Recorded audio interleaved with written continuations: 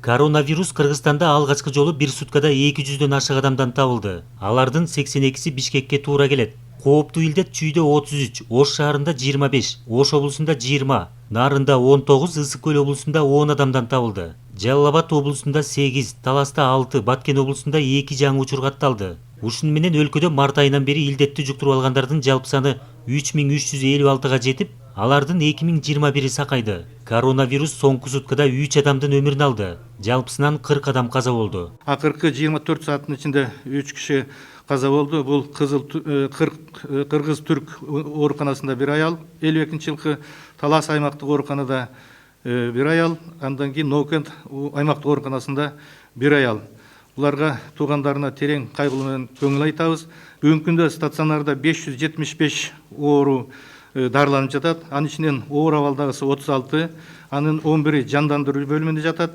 Орточо абалда 155, канаттандырарлык абалда 380. Мындан сырткары ооруну жугузуп алган 700дөн ашуун адам үй карантинде обочолонуп, жер-жерлердеги дарыгерлердин көзөмөлүндө турушат. Жарандардын арасында илдетке кабылып, бирок өз алдынча дарылангандар да бар. Самолечением занимается и в результате Өз алдынча дарылануу жардам бербейт. Айрымдар ооруну жуктуруп алып, ооруканага 6-7 күндөн кийин кайрылып жатышат. Бул учурда бейтаптын абалы оорлошуп калат. Соңку каза болгон 3 адам ооруканада бир гана күн болушту. Вирус айрыкча өнөкөт оорулары барлар үчүн кооптуу.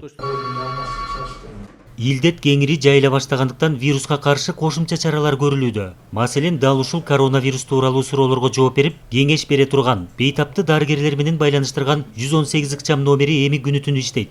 Горячая линия по коронавирусу.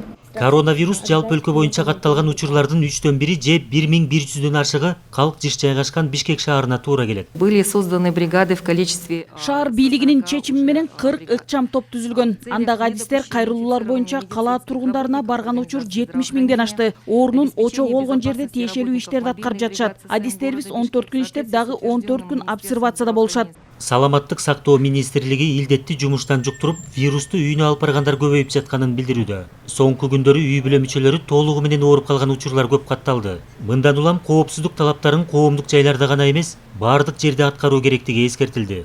Калыгул Асанбаев, Нуркамил Асанов, Ала Тоо 24.